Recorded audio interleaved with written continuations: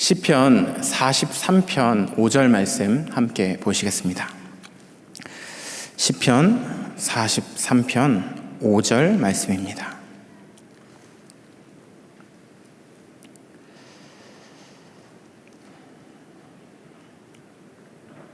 같이 읽습니다. 내 영혼아, 내가 어찌하여 낙심하며 어찌하여 내 속에서 불안해하는가? 너는 하나님께 소망을 두라. 그가 나타나 도우심으로 말미암아 내 하나님을 여전히 찬송하리로다. 아멘. 자, 오늘 말씀 제목은 오직 그리스도께 소망을 두라 라는 제목으로 여러분과 말씀을 나누기를 원합니다. 예전에 제가 이 교회에 온 지 얼마 안 됐을 때 청소년 사역을 했었습니다. 여러분이 기억하실지 모르겠지만 그때 아이들을 데리고 여름 성경학교를 간 적이 있어요. 수련원 같은 곳을 통째로 빌려서 이제 여름 성경학교를 진행하는데 메시지가 끝나고 중간에 아이들을 데리고 물놀이를 하는 시간이 있었습니다. 그때 애들이 깊은 곳에 들어가면 안 되는데 어떤 한 친구가 깊은 곳에 들어가가지고 빠져서 허우적대고 있는 거예요. 그 바로 앞에 있었던 교육자가 저라서 제가 간신히 저 정도는 살 수 있을 정도의 수영을 하거든요. 큰일 났다 싶어서 제가 뛰어 들어갔습니다. 수영 실력이 뛰어난 게 아니라서 그 친구를 수영을 해서 꺼낸 게 아니라 잡고 집어 던지고 저는 물에 다시 빠져서 나와야 되는데 문제는 뭐냐면 힘을 다 써버렸어요. 그 아이가 가만히 있지 않지 않습니까? 막 발버둥을 치고 제 머리끄댕이 잡고 막 난리가 나가지고요. 그거를 잡아서 던지는데 힘을 다 써버린 거예요. 순간적으로 머리에 한 가지 생각이 스치더라고요. 제가 그래도 한 번 예전에 수영을 배워본 적이 있거든요. 수영 강사의 말이 머리를 싹 스쳤어요. 뭐였냐? 물에 빠졌을 때 몸에 힘을 쭉 빼고 물에 몸을 맡겨라. 그 말이 딱 스치는데 다리에 진은 나서 죽겠지. 어떻게 할 방법은 모르겠지. 그래서 그 말대로요, 몸에 힘을 쭉 뺐어요. 근데 신기하죠? 몸이 진짜로 둥둥 뜨더라고요. 떠서 두 발로 걸어서 나왔습니다. 나와서요, 앉아있는데 한 가지 생각이 머리를 스치더라고요. 하나님 감사해요. 뭐가 감사하냐? 큰 깨달음이 오더라고요.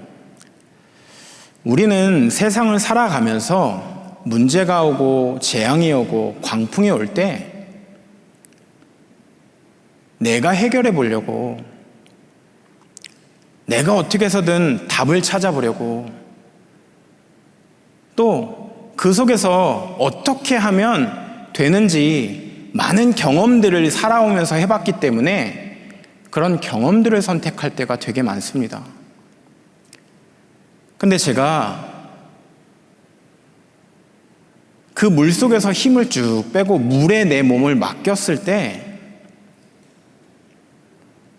안전하게 빠져나올 수 있었던 것처럼요, 하나님은 나에게 모든 것을 하나님께 맡기라고 말씀하시는구나 라는 걸 깨닫게 됐어요.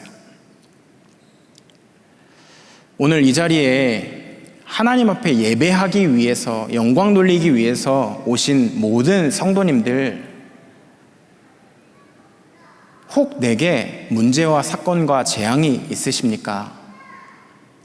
가정과 가문에, 그리고 나의 현장에 누구에게도 말 못할 상황과 환경이 처해 있을 수도 있을 거라고 저는 생각을 합니다.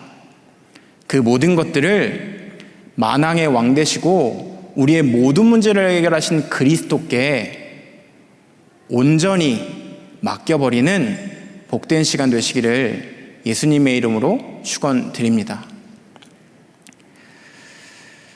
첫 번째로요, 오늘 말씀 제목처럼 왜 우리가 오직 그리스도께 소망을 둬야 되는지에 대한 결론을 붙잡고 돌아가는 여러분들 되시길 바랍니다. 모든 인간에게는 소망이 없어요. 하나님 떠난 인간은 창세기 3장, 6장, 11장에 빠져서 소망이 없이 돈이 소망인 것처럼, 희망인 것처럼, 성공이 내가 최고가 돼야만 행복한 것처럼 살아가고 있는 것이 세상의 모습입니다. 왜 그러냐? 사단이 실제 전 세계를 그렇게 만들어 가고 있고 속이고 있어요. 근데 인간의 방법으로 답을 찾고 노력을 해보지만 아무리 노력을 해도 그 답을 찾을 수 없는 것이 이 시대의 현장의 모습이죠. 하지만 우리에게 하나님은요, 정확한 답, 예수는 그리스도, 그리스도는 모든 문제 해결자라는 하나님만이 주실 수 있는 답을 저와 여러분들에게 주셨어요. 히브리서 9장 22절 말씀을 보면 피 흘림이 없으면 죄사함이 없다라고 말씀하고 계십니다.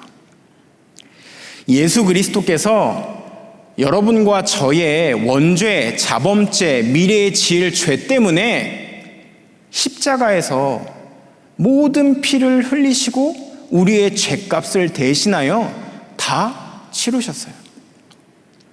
그것으로 말미암아 인간이 죽어도 할 수 없는 운명, 사주, 팔자에서 우리를 완전히 해방하신 겁니다.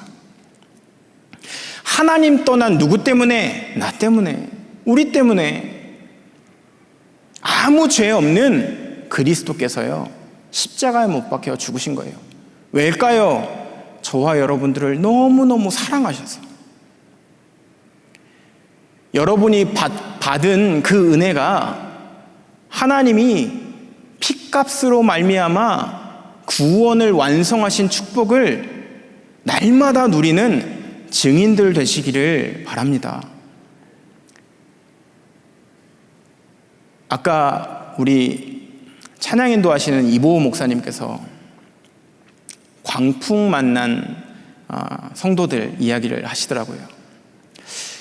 참 저기서 찬양하면서 은혜된다. 역시 우리 교회가 이렇게 모여서 다 같이 하나님 앞에 찬양할 수 있다라는 게 너무나 행복하다, 감사하다, 이런 고백을 좀 했습니다. 저도 이번 한 주 동안 메시지가 그래서 그런지 모르겠지만 왜 그렇게 우리 성도님들이 광풍을 만나서 어려움 속에, 재앙 속에 빠져 계시는지, 참 그래도 감사한 것은 답을 가지고 있기 때문에 모든 문제가 와도 답은 그리스도. 어떠한 문제, 목사님 이런 문제가 있고 저런 문제가 있습니다. 네, 맞습니다. 주께 맡기시지요. 예, 맞습니다. 우리는 답을 가졌지 않습니까? 그리스도 있지 않습니까? 그 그리스도 붙잡으면 되지 않겠습니까? 라고 말할 수 있다는 게 너무너무나 감사한 한 주였습니다. 왜 그러냐? 마태복음 10장 45절 말씀을 보면 인자가 온 것은 섬김을 받으려 함이 아니라 도리어 섬기려 하고 자기 목숨을 많은 사람들의 대속물로 주려 함이니라 라고 말씀하세요. 예수 그리스도께서 오신 이유, 나 때문에, 우리 때문에. 성경에 예언하신 대로 동정녀에게 탄생하시고 성경대로 죽으시고 성경대로 많은 사람들의 대속물로 죽음을 이기시고 부활하셔서요, 승천하신 이후에 보혜사 성령을 보내셨습니다. 이 말은요, 우리의 과거와 현재와 미래의 모든 문제를 그리스도께서 끝내셨다라는 말입니다. 그러니 여러분, 두려워하지 마세요. 절대로 놀라지 마세요. 앞으로 더 올 겁니다. 앞으로 더한 어려움과 문제들이 올 수 있어요. 그리스도 붙잡으세요. 그리스도면 돼요. 부부 관계에서도, 직장에서도, 또 인간 관계 속에서도 답은요, 하나님이 우리에게 주신 답은 그리스도밖에 없어요. 그러니 그리스도가 소망인 사람으로 승리하는 증인이요 제자들 되시기를 바랍니다. 또 예수님께서요, 이 땅에 오신 이유를 요한일서 3장 8절에서는 이렇게 설명하고 있습니다. 마귀의 일을 멸하려 하심이니라. 여러분, 마귀가요, 여러분 앞에 검정색 옷 입고 나타나서 여러분들 속이면 안 속아요.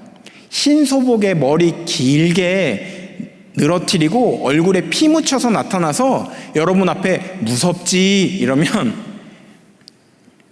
가. 근데 그렇게 오지 않습니다. 생각으로 와요.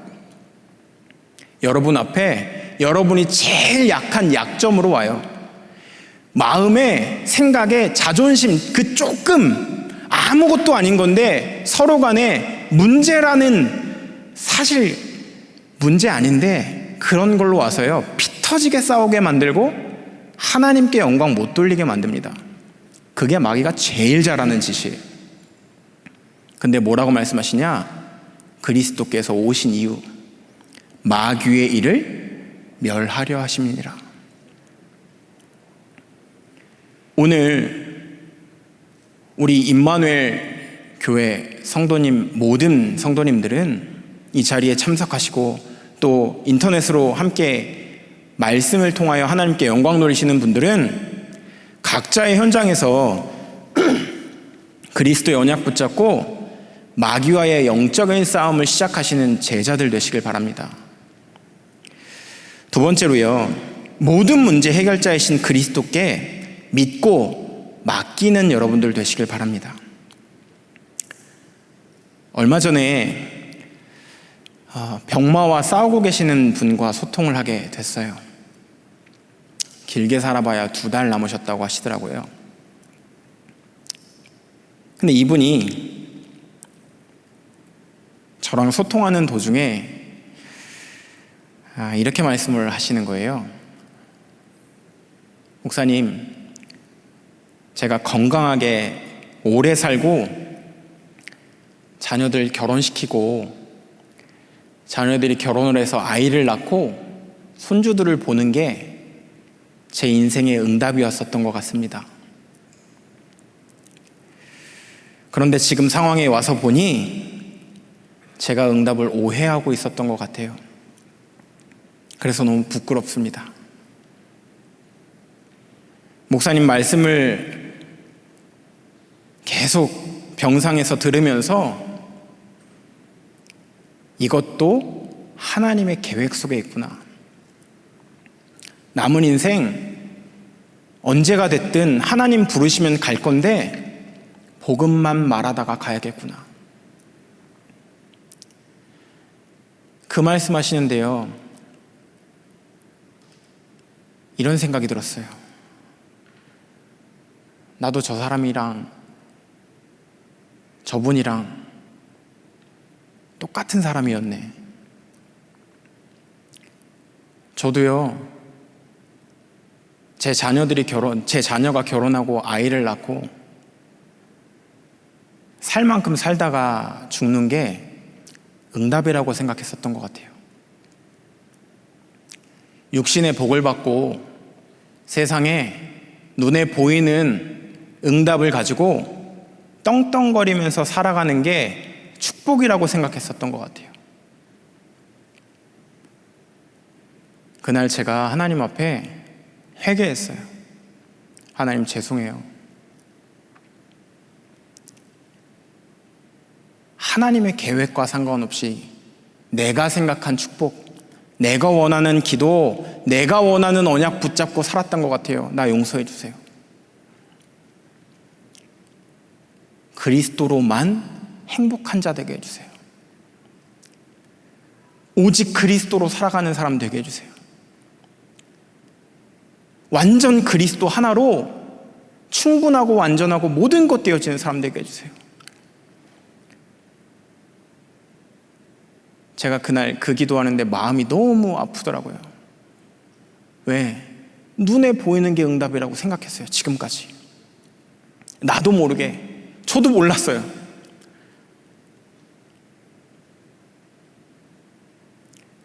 여러분, 온전히 하나님 앞에 영광 돌리는 증인들 되시길 바랍니다.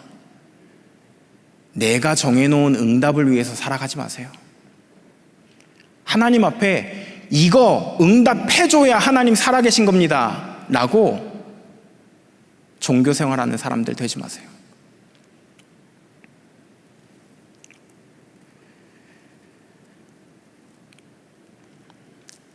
참 시대가 어지럽죠. 그러다 보니 다 불신앙하고 삽니다. 부탁드립니다. 오늘 이 말씀을 듣는 여러분들만큼은 세 가지 불신앙을 없애는 증인들 되세요. 그 첫 번째가요, 먼저 교회에 대한 불신앙을 없애는 증인들 되시길 바랍니다. 참 교회가 너무너무나 아름답고 너무너무나 좋은 장소로 이사를 왔어요. 근데 대부분 무슨 불신앙을 가지고 계시냐? 우리 교회 멀어. 제가 입구에서 2년을 이제 헌신을 했거든요. 헌신하면서 재밌는 말을 많이 들었어요. 교회에 벌레가 많아서 교회 가기 싫어. 교회에 뱀이 많아서 교회 가기 싫어. 아, 저런 것도 불신앙이 될 수 있구나. 여러분, 이유를 찾으면 수만 가지가 될 겁니다. 교회에 대한 불신앙이요, 다 버리세요. 두 번째, 목회자에 대한 불신앙 버리시길 바랍니다. 제가 PK여가지고요, 목사님을 진짜 싫어했어요. 왜? 저희 아버지가 목회하시다가 목회를 안 하시거든요. 목회하시면서 저를 엄청 때리셨어요. 그래서 저는 목사를 제가 목사라서 도그라고 불렀었어요. 도그라고. 왜냐면 강단에서 메시지하고 내려오시면 저를 그렇게 때리셨어요. 그 강단 스트레스를 어디서 푸실 데가 없었나 봐요. 그럼 아버지의 모습을 보면서요, 아, 진짜 저게 목사라면 진짜 목사, 저 죽어도 목사 안 되고 싶었어요. 정말. 근데 나중에 복음을 깨닫고 보니까요, 목사한테 필요한 게 그리스도더라고요. 목사가 그리스도 없잖아요. 진짜 외롭고요, 너무너무 힘들어요. 목사가 그리스도 못 누리면요, 마귀가요 가만 안 둡니다. 진짜 목회자들을 놓고요, 여러분 기도해 주세요. 여러분이 계시는 구역의 교구의 담당 목사님들, 우리 유목사님, 담임 목사님, 행정 목사님, 그리고 각 파트에 담당하고 계시는 우리 교역자들을 놓고요, 여러분들만큼은 정말 하나님 앞에 기도하시는 증인들 되셔야 됩니다. 저희들도 사람이라서요, 불신앙하고요, 저희들도 사람이라서요, 순간순간 속아요. 근데 성도님들의 기도를 통해서 하나님은 목회자들을 세워가시고 만들어 가신다고 하시더라고요. 그 응답의 주역들 되시길 바랍니다. 여러분 책임이에요. 제 책임입니다. 세 번째로, 중직자들에 대한 불신앙과 무능을 버리시길 바랍니다.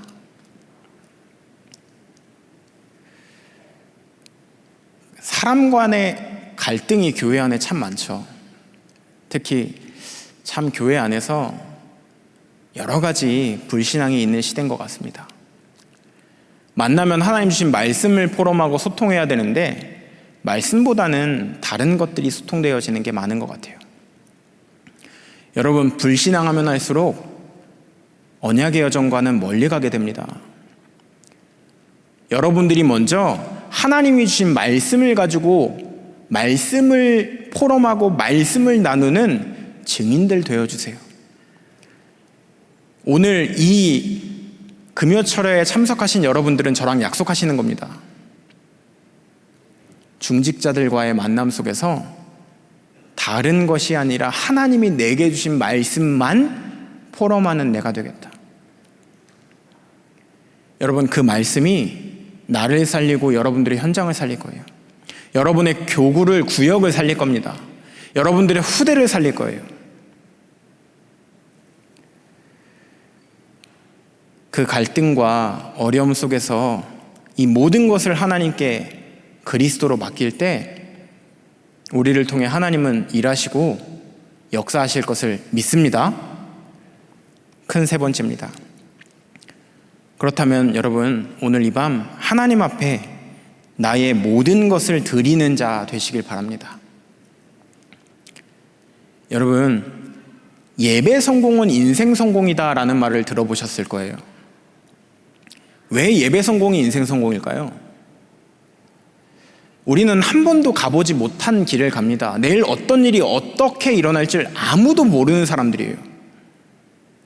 그런데 하루를 어떻게 살아가십니까? 불신자들이야 그냥 막 살죠. 불신자들이야 뭐 무당한테 가서 물어보기도 하고 삽니다. 여러분, 모르는 길을 가실 때 내비게이션 들고 가시죠. 저는 내비를 하도 들고 다니다 보니까 아는 길도 요즘에는 내비를 켜고 다녀요. 왜? 내비가 조금 더 빨리 알려주거든요. 막힐 때 제가 아는 길보다 내비가 더 잘 알려줘요. 여러분 인생의 내비게이션, 여러분 인생의 목적지까지 가장 빠르게 가는 방법이 뭐냐? 예배예요. 여러분 목적지 어디입니까? 세계복음화. 여러분 왜 사십니까? 세계복음화 때문에. 여러분 뭐 때문에 사십니까? 세계복음화 때문에 사시는 거예요. 제가 예전에 렘넌트로 교회에서요, 예배드리러 가면 공산당 같았어요. 왜 공산당 같다고 얘기하냐면, 강대상의 목사님 서시면 모든 아이들 앞에 말씀하십니다. 예수는 그리스도, 그리스도는 모든 문제 해결자. 너네들 꿈이 뭐야? 세계복음화. 공산당 같았어요. 그래서 모든 렘넌트들한테 야, 너 뭐 될 거야? 없어요. 세계복음화요. 뭐 될 거야 물어봤는데 세계복음화래요. 여러분 인생의 목표, 목적 어디십니까? 237, 치유, 싸움이신 줄 믿습니다. 예배 성공으로부터 시작되는 거예요. 아, 저 목사님 메시지 모르겠네, 잘하네, 못하네, 좋은 말씀 들었네. 제가 세상에서 제일 듣기 싫어하는 말이 뭐냐면, 예전에 한번 한 기업에 예배 드려달라고 해갖고 갔어요. 예배 딱 끝났는데 거기 계시는 임원분이시라고 하더라고요. 소개하시면서. 그러면서 저한테 하시는 말씀, 좋은 말씀 잘 들었습니다. 힘이 쭉 빠지는 거 있죠. 그래, 네 말 좋은 말이었다, 이 말이잖아요. 나는 생을 걸고 그리스도만 얘기했는데, 당신들이 진짜 그리스도 발견했으면 좋겠는데. 좋은 말씀 감사합니다. 여러분, 하나님의 음성을 듣는 증인들 되시길 바랍니다. 두 번째로요, 기도에 힘쓰는 증인들 되세요. 참 이 기도라는 게 저는 너무 어려운 거였었어요. 왜냐면 기존 교회에서 아버지가 목회를 하셨고 기존 교회에서 신앙생활을 처음 PK로 시작했기 때문에 기도는 너무 어려웠어요. 시간 때우려고 앉아 있어야 되고, 철야 기도하면 지금처럼 예배하고 딱 안 끝납니다. 언제 끝날지 몰라요. 그래서 저는 기도가 너무 싫었어요. 근데 복음을 깨닫고 기도라는 걸 알고 보니 하나님과의 소통이고 하나님 자녀의 호흡이더라고요. 호흡. 여러분, 호흡 안 하면 죽어요. 여러분, 육신의 힘을 얻으시려면 호흡하셔야 됩니다. 호흡이 곧 기도예요. 어떤 기도입니까? 예수가 그리스도라는 사실을 믿는다. 왕 선지자 제사장으로 오셔서 나의 모든 문제를 해결하시는 것을 믿는다. 내가 기도할 때 천군 천사가 동원되어지고 흑암의 권세가 완전히 결박되어지는 것을 믿습니다. 이걸 보고 복음 누리는 기도라고 해요. 여러분, 내 기도 제목이 있으십니까? 그거 다 뒤로 밀어놓으시고요, 복음 누리는 기도하세요. 복음 누리셔야 돼요. 여러분의 고백과 호흡 속에 그리스도께서 내게 행하신 기적과 이적을 고백하는 증인들 되시길 바랍니다. 그래야 어떤 문제와도 안 흔들려요. 여러분과 저는 그거 하자고요. 그리고 세 번째로요, 전도와 선교 중심으로 사는 증인들 되시길 바랍니다. 여러분, 왜 삽니까? 아까 제가 여쭤봤죠? 세계복음화 때문에 살아요. 여러분, 생각 속에요, 전도라는 단어를 놓치시면 안 됩니다. 아유, 세상 살다 보니 바빠서 힘들어서 전도를 놓치고 삽니다. 맞죠? 근데 틀린 겁니다. 여러분들은 삶이 아니라 유 목사님 말씀하셨죠? 전도자의 삶을 사는 거라고. 왜요? 하나님이 여러분들을 전도자로 부르셨어요. 시대의 재앙을 막을 자, 현장에 제자를 찾을 자, 현장에서 하나님이 원하시는 70운동의 주역으로 저와 여러분들을 부르셨습니다. 아유, 목사님, 전 전도 못하는데요. 목회자들 부르시면 돼요. 아이고, 목사님, 저는 현장에서 전도가 제일 어려운데요. 괜찮아요. 기도만 하셔도 돼요. 내게 붙여주실 영혼이 누군지, 진짜 하나님이 예배해 놓으신 갈급한 사람이 누군지만 놓고 기도하고 있으면요, 개떡같이 얘기해도 찰떡같이 알아들어요. 왜냐면요, 제가 교육자 처음 되고 현장에서 복음 전하러 담임 목사님이 숙제를 내주셨어요. 하루에 3명한테 복음 안 전하면 먹지도 말고 자지도 말라 하시더라고요. 너무 무서웠어요. 못 잘까봐, 못 먹을까봐.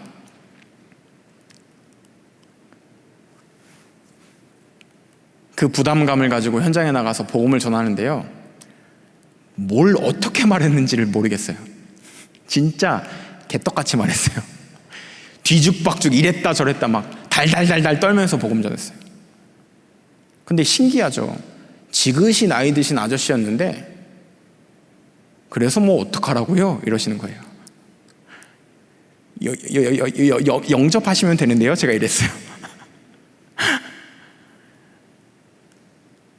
영접 기도는 어떻게 하는데요? 그래서 달달달달 떨면서 하나님, 저는 죄입니다. 그러면서 영접시켰어요. 근데 신기하죠. 몇 년 전에 그분이 장로님 되신다고 그 교회에서 임직하신다고 저를 부르시더라고요. 다녀왔습니다. 개떡같이 전했거든요. 찰떡같이 알아듣고 교회에서요, 너무 멋있게 쓰임받고 계세요. 여러분, 내 생각과 중심 속에 무엇이 있느냐가 중요합니다.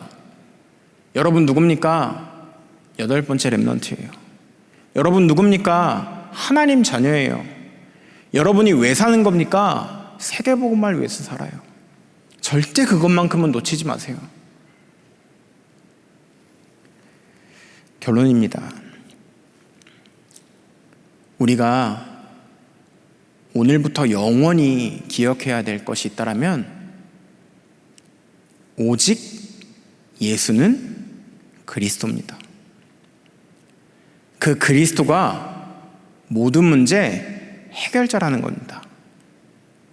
그 비밀 가지고요, 여러분 모든 현장에 진짜 복음만으로 행복한 증인들 되시기를 예수님의 이름으로 축원드립니다. 기도하겠습니다. 살아계신 하나님 아버지, 감사합니다. 하나님께서 우리들에게 주신 구원, 또 전도자라는 이 축복이 날마다 우리의 현장에서, 우리의 가정에서, 우리의 모든 만남과 업 속에서 성취되어지는 언약으로, 성취되어지는 축복으로 누려지고 깨달아지는 은혜를 더하여 주시옵소서. 하나님, 나의 소망을, 우리의 모든 소망을 오직 그리스도께 두는 증인들 될 수 있도록 은혜를 더하여 주시옵소서. 지금 살아계신 주 예수 그리스도의 이름으로 기도드렸습니다. 아멘.